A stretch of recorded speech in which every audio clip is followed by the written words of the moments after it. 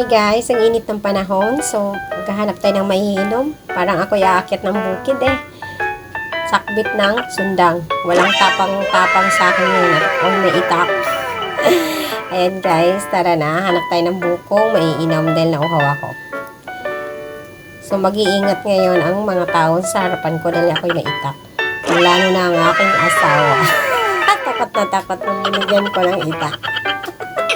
Sabi ko, matapang ka. Ayan. Ganyan lang pagbigay ng itak, mga guys. Ganun lang kasimple. Ayan. Kukuha tayo ng buko at natatakot ang aking asawa sa pagbigay ko ng itak.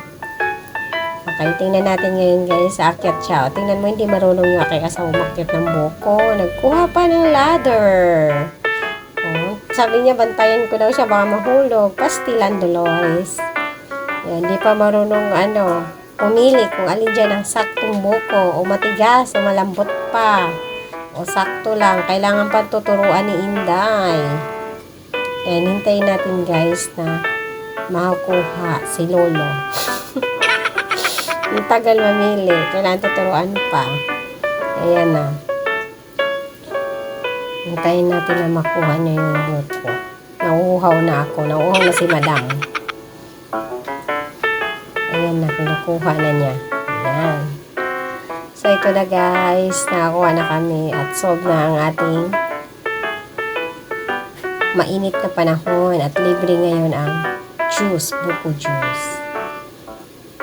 Ayan.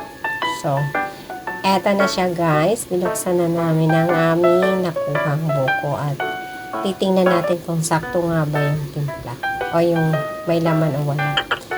Ayan, ang sarap. Inom tayo guys. Inom tayo. Ayan. Nakakaya sa kapitbahay kami lang yung uminom. Yung aso, nauuhaw din ata.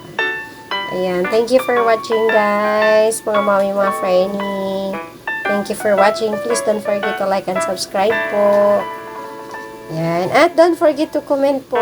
Thank you po. Bye-bye mga mami, mga frenny.